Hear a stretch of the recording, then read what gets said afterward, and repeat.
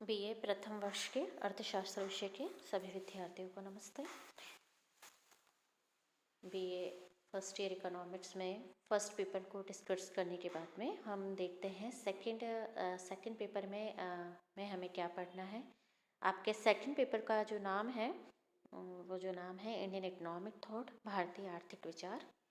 ये आपका second paper है इकोनॉमिक्स में first year, BA first year का सेकंड पेपर है।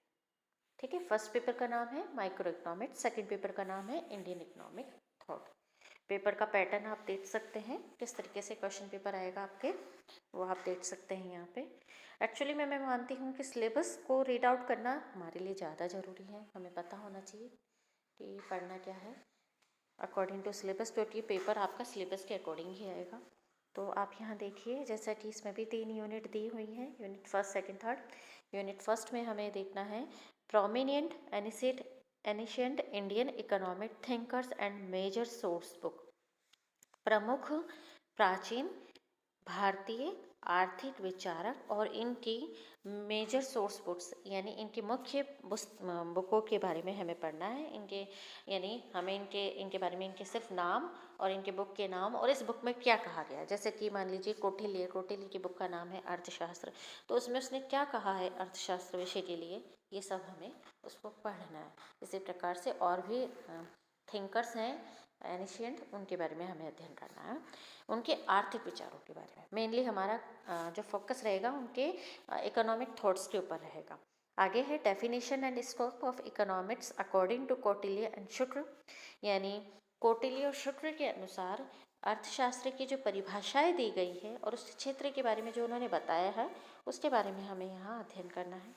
आगे है बेसिक अजप्शंस, यानी आपको आधारभूत मान्यताओं के बारे में पढ़ना है। इसमें हमें देखना पड़ेगा इंटीग्रल मन। ठीक है, ये आप इसको हिंदी में इसका ट्रांसलेशन यहाँ पर दिया गया है एकात्म मानव। ठीक है, तो ये क्या है, ये क्या चीज़ होती है एकात्मक मानव, ये हमें देखना है। नेक्स्ट है इंटीग्रेटेड रैशनैलिटी, यानी एकात्मक व्यवहार विवेकशीलता, धर्म बेस्ड इकोनॉमिक स्ट्रक्चर एंड 4 पुरुषार्थ, 4 पुरुषार्थ, जैसा कि आप जानते हैं धर्म अर्थ कर्म मोक्ष। तो इनके बारे में इंडियन थिंकर्स क्या कहते हैं वो हमें रीड आउट करना है। नेक्स्ट है ह्यूमन वांट्स, यानी मानवीय आवश्यकताएं, नेचर ओरिजिन एंड काइंड्स। आगे है the concept of restrained consumption, यानी संयमित उपभोग की अवधारणा क्या होती है, एंड को कंजप्शन, यानी सह उपभोग। एक तो होता है संयमित उपभोग, एक है सह उपभोग। तो ये अवधारणाएं क्या होती हैं इनके बारे में हमें पढ़ना है।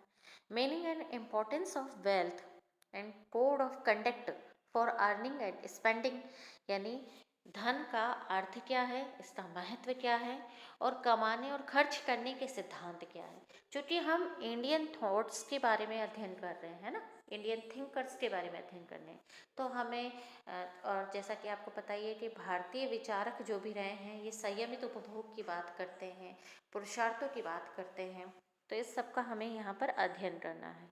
तो ये तो आपकी हो गई फर्स्ट यूनिट।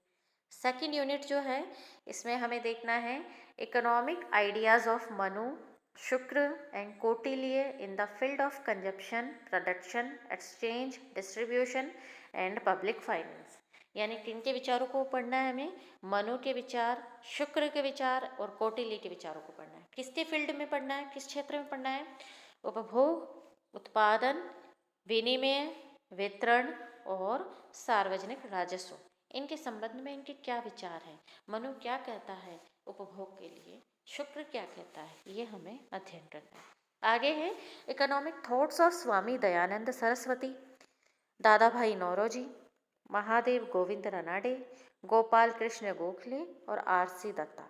इनके इन विचारकों को हमें पढ़ना है, स्पेशली इनके इकोनॉमिक थॉट्स को हमें पढ़ना है। ठीक है, अर्थ के संबंध में या आर्थिक विचारों में इनके क्या विचार हैं, दयानंद सरस्वती जी के, दादा भाई नौरोजी के, महादेव गोविंद रनाडे, गोपाल कृष्ण गोखले और आरसी दत्ता के क्या क्या विचार हैं, ये सब कुछ हमें सेकंड यूनिट में पढ़ना है। क्वेश्चन आपके इन्हीं में से आएंगे। ठीक है, यूनिट थर्ड में हमें देखना है एम.एन. रॉय के आर्थिक विचारों को देखना है, महात्मा गांधी के आर्थिक विचारों को, विनोबा भावे के आर्थिक विचारों को हमें देखना है। जैसे भूदान के जो शुरुआत की, तो इसका कंसेप्ट कौन लेकर आया भूदान का, तो वो चीज़ छुट्टी, वो उसका संबंध इनमें से किस थिंकर्स के साथ में है वो आपको पता होना चाहिए।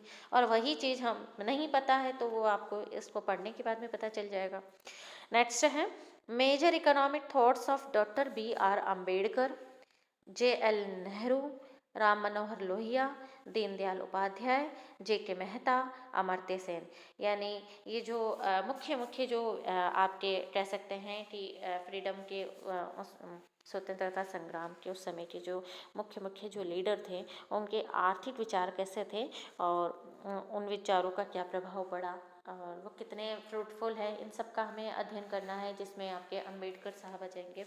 इसके अलावा जवाहरलाल नेहरू जी, राम मनोहर लोहिया, दीनदयाल उपाध्याय, JK मेहता और अमर्त्य सेन। अमर्त्य सेन जैसा कि आपको अगर नहीं पता हो तो इन्हें नोबेल प्राइज़ मिल चुका है। इनके वेलफेयर इकोनॉमिक्स के बारे में इन्होंने लिखा है। इन्होंने अकेले नहीं, इनको कंबाइंड मिला है नोबेल प्राइज़।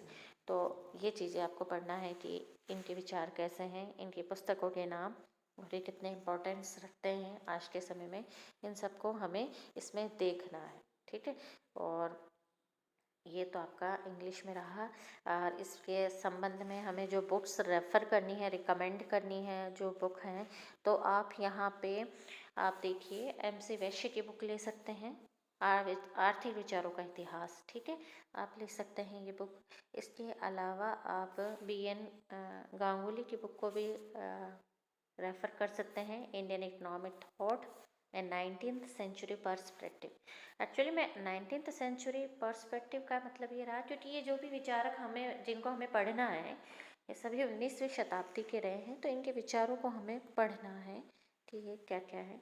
इसके अलावा आप बुक्स जो ले सकते हैं, अमर्त्य सेन की भी बुक ली जा सकती है यहाँ पे, जैसा कि अमर्त्य सेन की है ऑन एथिक्स एंड इकोनॉमिक्स। ये वैसे बुक आपको पता भी होनी चाहिए। ठीक है, ये बुक पॉवर्टी एंड फेमिन्स, ये इनकी फेमस बुक है। एन ऐसे ऑन एंटाइटलमेंट एंड डिप्रिवेशन, ये इनकी फेमस बुक रही है अमर्त्य सेन जी की। इसी प्रकार से collective choice and social welfare, ये भी इनकी बुक है। तो ये रेफ़र की जा सकती है।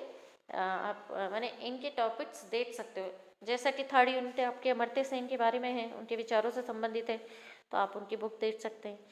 इसी प्रकार यहाँ पे बुक तो गांधी जी की भी दी गई है, India of my dream, Navajivan publishing की, तो वो भी आप थोड़ा देख सकते हैं। रमेश दत्त की बुक है इकोनॉमिक हिस्ट्री ऑफ इंडिया। आपको मैं ये थोड़ा सा और आइडिया दे देती हूँ। ये जो बुक्स के नाम दिए गए हैं, ये कंपटीशन एग्जाम्स के अंदर पूछे जाते हैं। ये फेमस राइटर्स के नाम है ना, फेमस हैं ये लोग अपने फील्ड के अंदर, तो इनकी बुक के नाम पूछे जाते हैं। जैसे कौटिल्य के अर्थशास्त्र तो बहुत ज़्यादा फेमस है, तो ये सारी बुक्स देखी जा सकती है पढ़ने के लिए। बाकी आप BL ओझा की बुक ले सकते हैं। ठीक है, आपके सिलेबस के अकॉर्डिंग, महर्षि दयानंद सरस्वती के सिलेबस के अकॉर्डिंग आप BL ओझा की बुक ले सकते हैं। इसके अलावा आप नाथुराम की बुक भी ले सकते हैं। ठीक है, और आर्थिक विचारक आपको कहीं भी मिल सकते हैं। ये बुक आपको आर्थिक विचारों के संबंध में तो आपको पर्टिकुलर, जैसे अगर मान लीजिए कहीं से भी आपको दादा भाई नौरोजी के विचार मिलते हैं, तो उसमें आर्थिक विचार भी दिए हुए होंगे, तो आप उनको भी कहीं से भी जेरॉक्स करवा के उनको आप अपने स्टडी के में ले सकते हैं, उसको ऐड कर सकते हैं। ये हिंदी में भी आपको सिलेबस को, ये हिंदी में ट्रांसलेशन किया गया है, आप ये ट्रांसलेशन देख सकते हैं। हिंदी मीडियम वाले बच्चे आप ये देख सकते हैं कि अपने को तीनों यूनिट्स में क्या क्या रीड आउट करना है, क्या क्या पढ़ना है। जैसा कि मैं आपको इंग्लिश में भी आपको मैंने बताया था, इसी अनुसार हमें देखना है। हमारी रेगुलर क्लास रहेगी, तो आप इसको एक बार सिलेबस को ज़रूर से पढ़ लीजिएगा अकॉर्डिंग टू सिलेबस, क्योंकि सिलेबस से ही हमें पता चलता है कि हमने कितना कवर किया है और हमें कितना कवर करना बाकी है। तो ये आप देख लीजिएगा। आज के लिए इतना ही और धन्यवाद।